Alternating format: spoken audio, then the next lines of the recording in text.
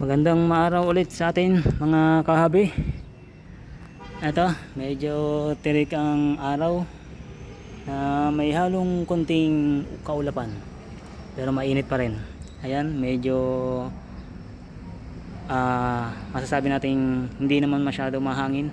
So ito, may pagkakataon tayo na sabayan yung medyo condition yung hangin dahil dito yung napakalakas talaga ng hangin, kaya hindi tayo nakakapaglaro dito ng maayos. So nandito ulit tayo, meron lang tayong gagawing video about sa ating laruan. Ito ang ating Crossmount 2240. So ang video ito is pinamagatang power mode increase. Power mode increase. So ibig sabihin nagdagdag siya ng power o lakas. So andito yung kan natin, battle tank. So ipapaliwanag natin kung bakit tayo nagdagdag ng power mode increase dito sa ating laruan. So kung matatandaan nyo, bago natin i-convert itong ating laruan na Crossmount 2240 na from CO2 going to HPA power, ay nga ang ating battle tank na ginagamit sa HPA. So ang power max nito sa CO2 is 800 to 850 PSI. So it means wala tayong chrono, so hindi natin nalalaman kung gaano kalakas yung FPS na nilalabas nitong ating laruan na to. So nagbe-base tayo sa tinatarget natin, yung pinapaborito natin targetin. Ito yung lata. So kung matatandaan nyo, ito yung last na tinarget natin, no? Ito within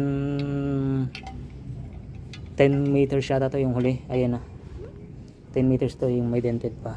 Ayan. So ayan.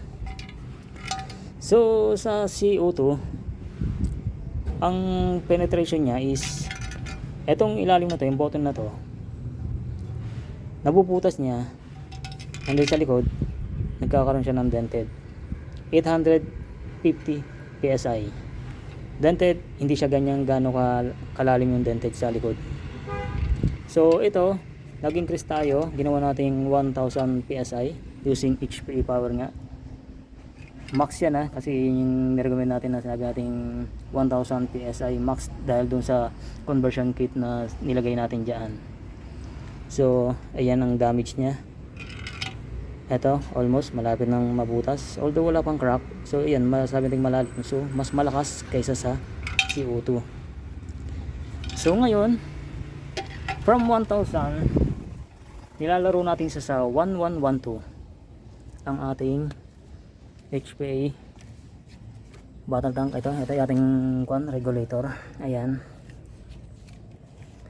So kung yan, kung mapapansin nyo ngayon is nasa 1.5, almost 1.5 na siya, at may karga tayong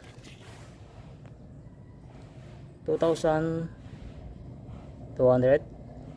PSI. Ayan. So nilalaro natin siya sa 1.5 PSI ngayon. So ito yung sinasabi nating increase power mode sa ating laruan. So disclaimer lang sa ating mga kahabi na gumagamit ng ganito, at alam niyo na kung nagpa-plan tayo, kasi yung huling vlog natin na sinabi natin kaya natin naisipang i-convert sa HPA power is dahil dun sa CO2 na magastos. At siyempre sa ating mga kahabing kagaya natin na nagkakaroon ng mas adventure pa na mas palakasin yung ating laruan. So unang una na yung ginawa natin dyan is yung makatipid. Naisipan natin para makatipid, so nag-isip tayo na i-convert na lang natin sa HPA power, although meron naman na kasi tayo mga gamit yan, kaya subali madali na lang sa atin. So yun, makatipid sa una, hindi na tayo gagastos ng CO2 kasi magastos, saka siyempre disposable na siya, tapon na. At the more na nababawasan, the more na humihina. Ayun, pangalawa. So hindi tayo consistent doon sa hinihingi nating power dito sa ating laruan. So ayan ang naisipan natin na i-convert sa HPA. At ngayon is gumagana na naman ang ating kaisipan dahil hindi tayo nasisiyan at hindi tayo nakokontento. So nag-experiment tayo. So ayan, so unti-unti na nating nakukuha yung power nito dahil dito sa ating HPA battle tank at na meron tayong regulator. So masasabi ko dito sa ating regulator, although nasa 3 years ko nang ginagamit to. So sa nakikita ko is para sa akin mas maganda talagang gamitin tong ganitong regulator. Bakit? Kasi pwede mo siyang laruin babaan, taasan.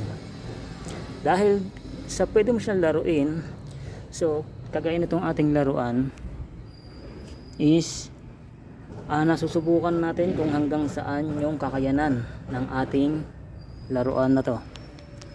So ayan, kung hanggang saan yung kakayanan niya at kung hanggang saan yung kaya niyang ibigay na power na hinihingi natin. So yan, so dyan is hindi pa naman tayo nagkaka-problema mula nung in-apply natin sa 1000 PSI to 100, 11 to 12 hanggang sa mag 15 PSI tayo na in-apply natin. So ayan, kitang kita nyo naman is naka-regulate sa 15. Okay, ayan ang kagandahan ng ating regulator, unlike doon sa mga naka-fixed na regulator na 1000, 12, 15, 18, 2000. So although na-upgrade sila, so kailangan mo lang kalasin yung mga laman loob niya sa loob, like ng mga spring washer na nasa loob niyan. So yan. So dito is happy tayo dito sa obserbasyon ko. Ayan. So bali andun yung target natin, no? So bali siniro ko na yan sa 5 meters. Ayan.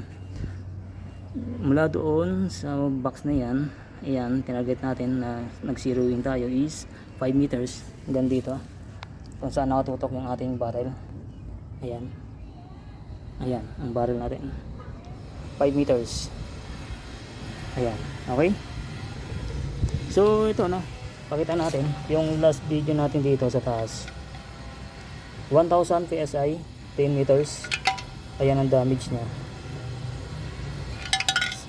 Okay, so ngayon is 5 meters lang tayo, dahil halos same lang din naman ang damage yan sa 5 meters na nakikita ko nung hindi pa tayo nag-i-increase ng power nito ng laruan natin. Okay, yan yung ating Crosman 2240. So ngayon mag-experiment ulit tayo, maglalagay tayo ng lata, ng ating paboritong lata. Ito, both side, walang butas. Ito mga binaanan ng gatas yan eh. Ayan, malinis. Ayan, malinis yan. Titingnan natin, iaharap natin itong mga to dahil dito natin siya tatargetin. Makikita natin kung tatagos dito sa likod kasi malinis yan. Ito yung tatargetin natin sa harap. Okay, ang magiging setup nito, explain ko muna.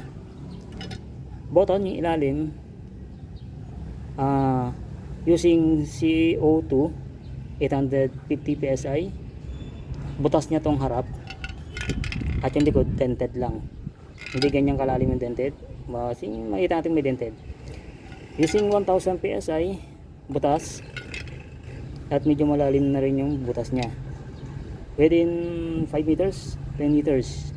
Okay, at dito sa side niya, sa harap is both side butas, nabubutas niya.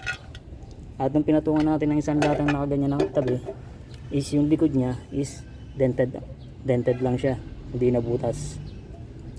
So sa ngayon na in-increase natin yung power ng ating laruan, is dito natin malalaman kung may improvement na yung ginawa natin na pag-experiment. Okay, so ganyan yan ang mangyayari sa kanya mamaya. Yan, tatargetin natin dito, titingnan natin kung tatagusin niya itong dalawang lata na to. Okay, using 1000 PSI, 1500 PSI. Tapos itong isa, tatargetin natin itong harap, tingnan natin kung tatagos naman dito sa likod. Okay, tingnan natin. Okay, isasetap ko lang doon, kukunin ko to, dadag natin doon para makita nyo kung ayan, 10 meters yan, dulo na to, galing doon sa atin punta ron, pagpupwesto natin is 5 meters. So ito no, naka 0 na siya. Ito yung huling target natin. Ito, siniro na natin dito sa 5 meters. Ayan, okay, kasi naka 0 lang yan sa 4.5 meters sa indoor, sa loob ng bahay. So ito, naglagay tayo ng mga pantalon na hindi nagamit para hindi tatagos doon sa kabila sa pader. So ayan, pagditikitin lang natin.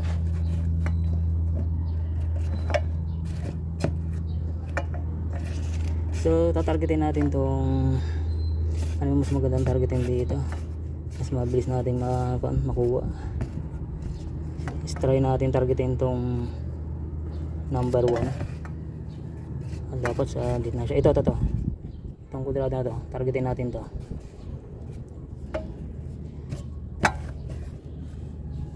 Okay, so pinalapat lang natin to para medyo may papatungan ng maayos yung lata natin. Ito, ayan, malinis yan. Ito, dumi lang to. Ayan, so dito natin siya tatargetin para makita natin kung tatagos na sa likod. Tapos to, malinis lahat. Yan, malinis. Yan, didikit lang natin. Yan, ito yung tatargetin natin, itong kwadrado na to, saka itong center. 5 meters, naka 0 yung ating Crossman 20-40. Try natin kung magsi-center. Okay, so babalik tayo sa pwesto natin.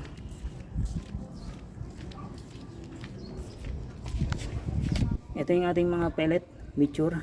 Ayan, nakalabas na para mabilis tayo makapag-load. So ayan, so ito pala is bala ng airsoft, yung aking WG 703 revolver wind gun. So yun din ang gustong i-demo. So nag-increase din tayo doon, power mode.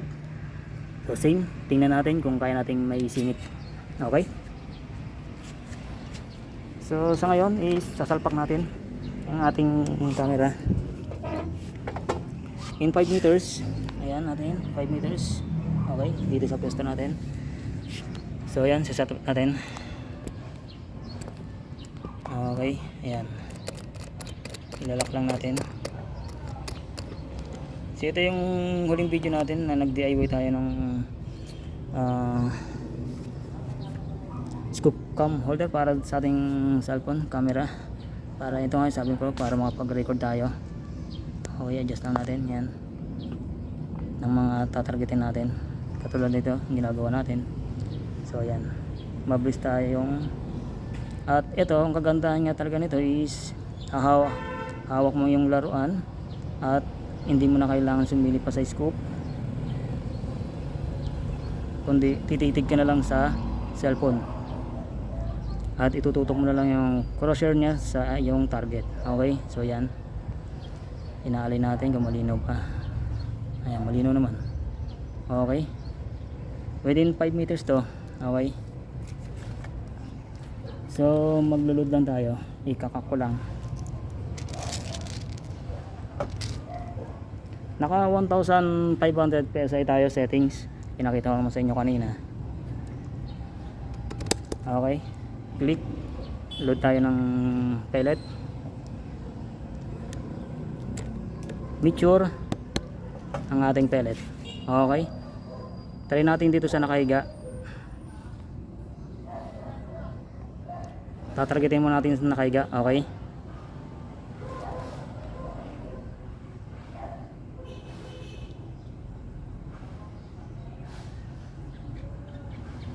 so tingnan nyo lang kung nanginginig ang aking kamay.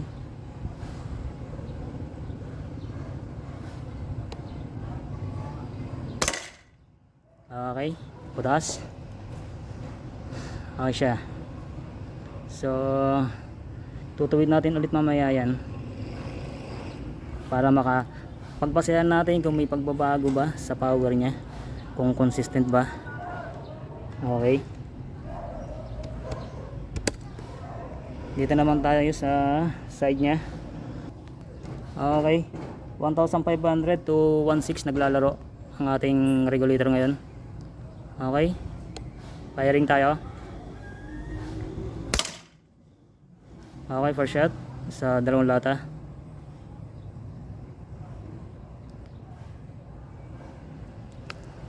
Okay, tumagilid siya. So titingnan muna natin na para may ayos lang natin na maayos. So tingnan muna natin, tatanggalin natin tong cellphone sa ating scope cam.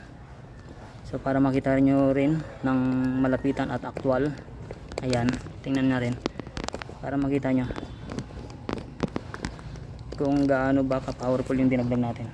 So ito na yung ating regulator na nagpapakita ko. Ayan na yung ating regulator. Naglalaro sa 1.5 to 1.6 yan, naglalaro sa 1.5 to 1.6. So ayan, lalapitan natin yung damage natin doon. Ito yung una natin tinarget, nasa gitna siya. So masabi natin accurate naman yung natin laruan. So ayan yung damage niya sa likod. Okay, at ito yung dalawang lata na dating ito lang ang nabubutas niya. Ayan, pagdating sa kabila is almost dented lang, is ngayon ay ayan, almost dalawa na yung na damage niya using 1,500 PSI. So ayan, so yung pistol natin na laro na to is hindi biro. So kaya pag gumagamit tayo ng ganito, kahit pistol na to is always safe tayo. So isa pa para tingnan natin kung ayan, kung consistent ba yung ating laruan. Dito natin tatargetin. Ito sa number 1, tapos sa likod, ayan dito sa gitna natin yan. Okay, so dapat tig-apat na butas yan, at ibanda natin dito, tatargetin dito. Okay, so malaki ang pagbabago nung natin na ginawa nating power mode dito sa ating laruan. So ayan na siya, and sinasabi ko, so 1.5 to 1.6 naglalaro siya. So okay, back natin ulit natin tong ating cellphone dito. Okay, ayan siya. Okay, lock ko na at balik natin doon sa ating target. Okay, yan. So cock natin, load ulit tayo ng bala. Okay, so unahin ulit natin to. So banda tayo dito, tatarget. Mature ang gamit natin at naka 0 na to sa 5 meters tong ating Crossman 2240. Okay, firing using 1,500 going to 1.6 PSI. Okay, same spot, tumapat naman sa crosshair, so hindi nagbabago yung accuracy natin. Okay, down to 1.5 PSI ulit. Kabila, dalawang lata yan. Yung number 1, tingnan natin kung tatamaan natin yan.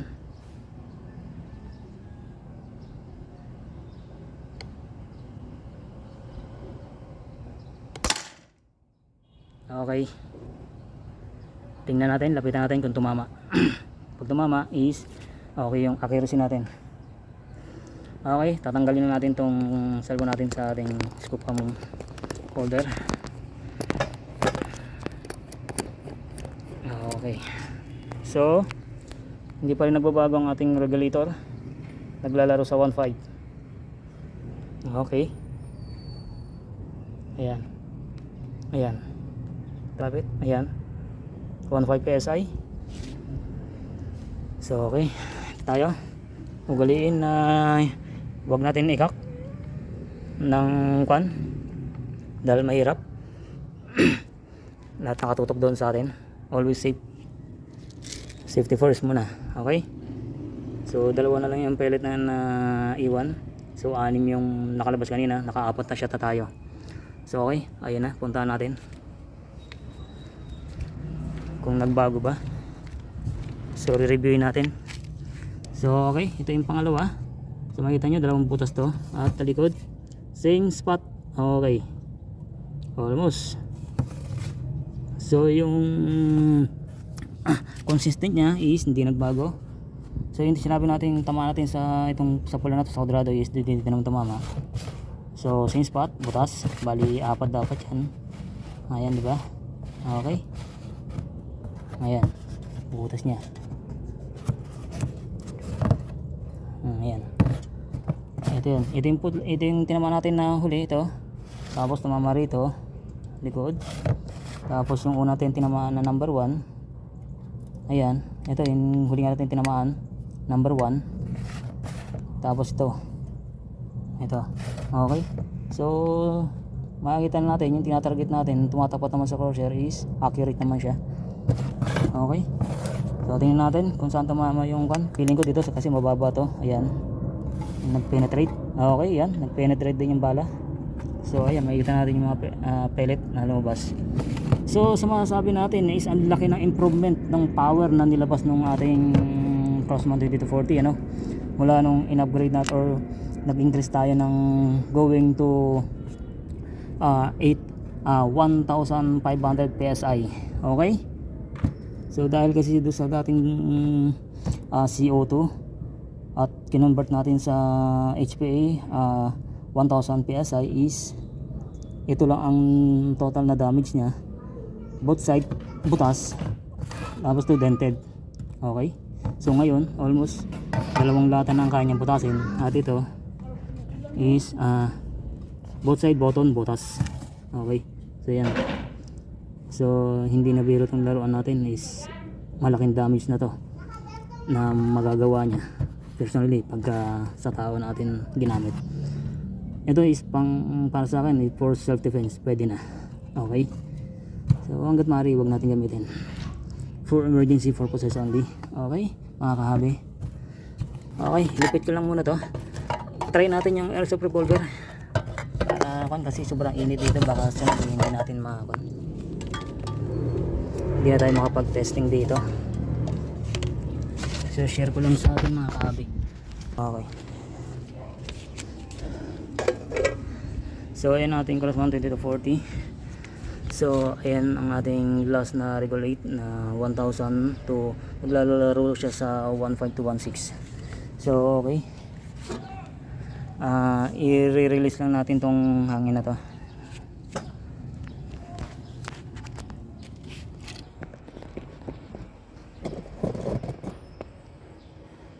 Okay, i-release lang. At hindi na pala yung kan natin na yung gamit natin, hindi na slide check, ano.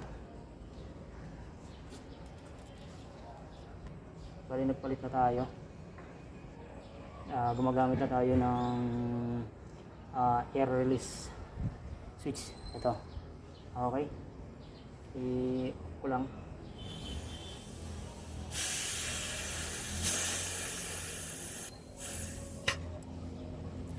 Okay, yung yung mula, ano bang pa natin kanina, yung hangin natin, nakita natin eh. So meron pa tayong 2,100 PSI. 2,100 PSI. So magagamit natin to sa revolver natin. Tingnan natin. 1,100 PSI. Okay. So tatanggalin ko lang. Ayan, tanggal na. Okay.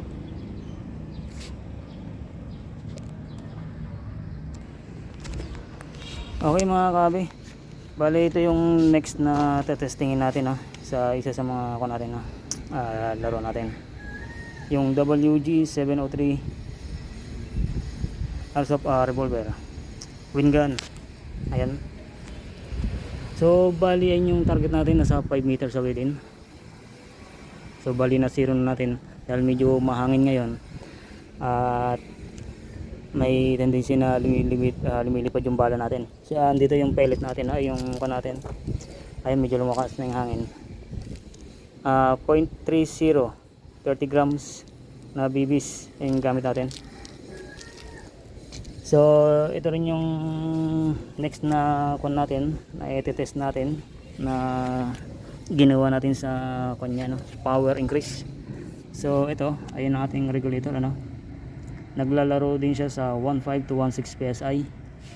So ayan, nang walang nagiging problema. So disclaimer lang sa ating mga kahabi, ang high pressure air is hindi biro. So dapat mo nang pag-aralan kasi anytime pwedeng madamage yung mga laruan. Lalo na sa mga blowback. Kasi itong ating revolver is non-blowback. So mas masasabi natin hindi siya exposed sa pwedeng madamage yung mga internal. So mostly ang mga nadadamage dyan is yung mga o-ring, lalo't kung hindi original yung mga o-ring na ginagamit. So ipapaintindi ko lang sa inyo mga kahabi. Bali ito from CO2 is 800 to 850 PSI going to 1000 PSI na kinonvert natin. So nung kinonvert natin sa 1000 PSI is nagkaroon ng problema yung o-ring, sumingaw. So binuksan natin to, niremedyohan natin yung pinaka bulb niya. Mapapansin nyo yung bulb nito sa loob, kung saan pumapalo yung hammer natin is may o-ring sa loob yan. So yun yung pinalitan natin sa loob. Kasi tatlong klase yung o-ring merong 70, 60, 50. So kailangan palaging nasa 70 yung o-ring at tama yung size na ilalagay natin para matigas siya at talagang sasabay doon sa high pressure air na ilulod natin. So okay. So papaliwanag lang natin.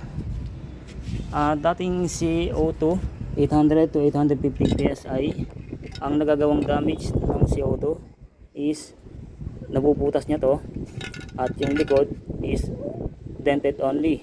Nade-dented niya lang, hindi siya nagpe-penetrate. Almost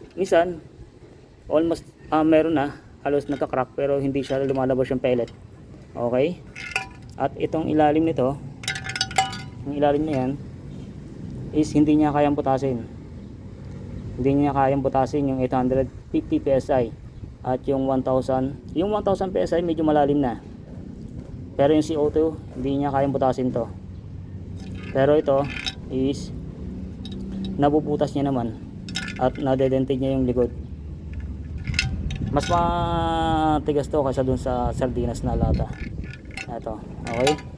So ulitin ko, ang damage ng 1000 PSI is ito is hindi niya nabubutas, malalim na dented lang.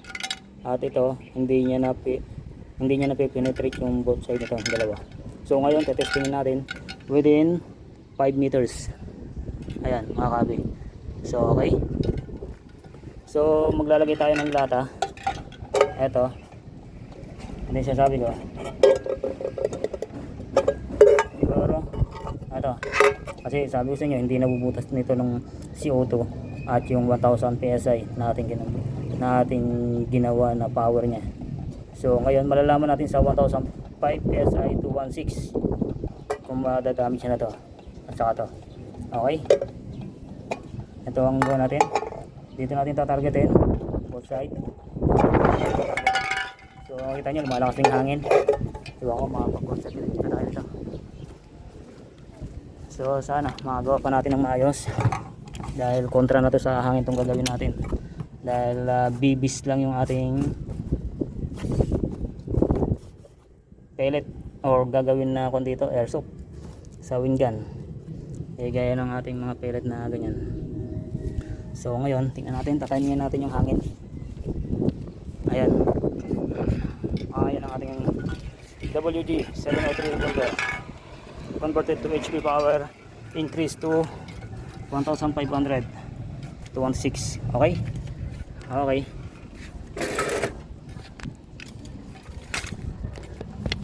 Set ko lang yung ating camera. So ayun ang target natin. Ayan. Susum natin. Ayan. Para makita natin kung ano yung result ng damage. Ayan, para makita. 5 meters yan. So bukasan natin konti. Okay.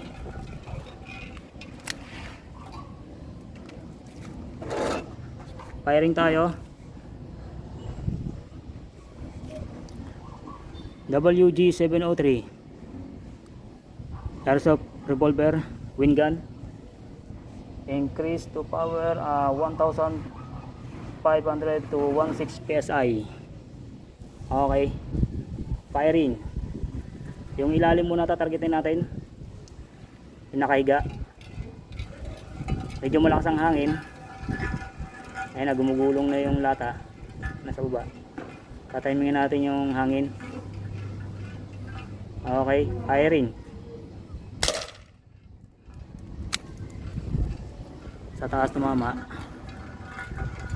Isa pa. Baba.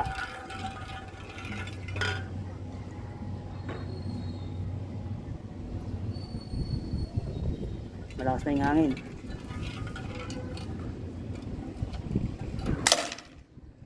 Okay, nabutas niya. Within 5 meters. Okay, yung nakatayo. Yung pula tatargetin natin. Kudrado.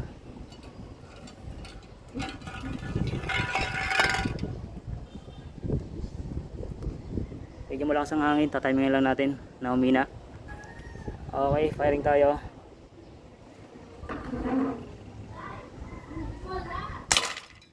Okay. Busin lang natin yung pellet. May dalawa pa.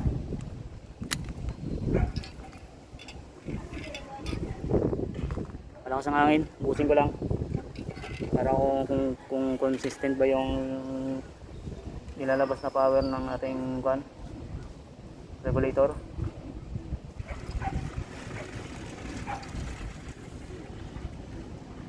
Okay. Malakas ang hangin, sumasalubong sa atin. Malakas na, hapon na. Okay, hindi ako makapag-firing, malakas ang hangin. May mga bata na rito. Ayan, naglalaro. So pag gumagamit tayo ng ganito, is-secure natin na walang may matatamaan, especially mga bata. So kaya ayan, gumagamit tayo ng karton. Okay, firing tayo habang wala pang hangin. Tingnan natin. Okay, gitna, 2 shot, kita sa camera. Okay, last. At doon sa nakatayo naman, para makita natin kung magano magiging damage na, tig-2 shot. Bali doon sa isang nakahiga is 3 sa bandang tuktok tumama.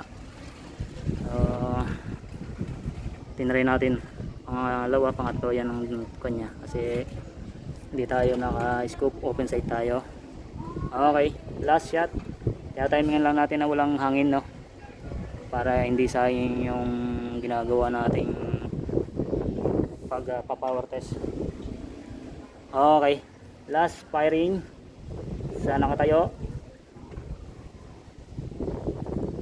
Timingan lang natin na medyo kalmado yung hangin. Okay, firing. Okay, last shot. So ngayon tutunpunta na natin. Okay. Pakita ko muna yung regulator natin. Ayan. Ayan ating regulator. Ayan, sorry, zoom out natin. Naglalaro sa 1.5 to 1.6. Ayan, naka-regulate. At ayan ang ating revolver. So makita natin, ubos na ang pellet. Tingnan natin para makita natin ang ating bibis. Wala nang bala. Oh, empty na. Naka-empty na siya. Sungot nga natin.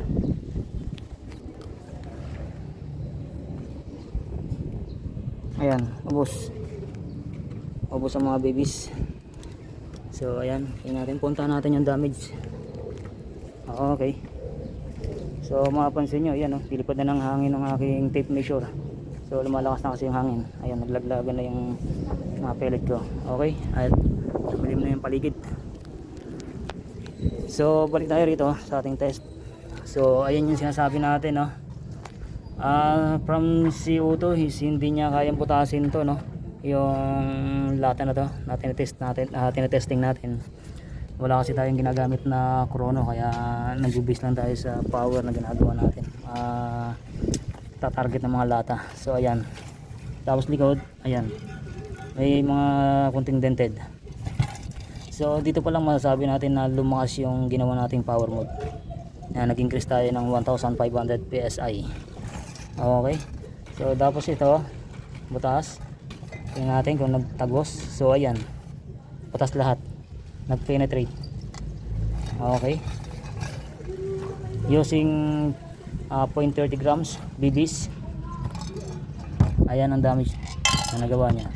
So dito pa lang makita natin na lumakas ang ating laruan. So ayan. So okay, mga kahabi, yung mga lata natin, mga tinesting natin. Wala kasi tayong chrono, kaya hindi natin malaman yung FPS na nilalabas ng ating laruan. So ayan. So may load pa siya. So i-release ko lang. Tatanggalin ko na. So okay mga kahabi, sana nag-enjoy kayo sa ating final review sa ating laruan na nag-increase tayo ng power mode increase. Okay, sa ating mga laruan.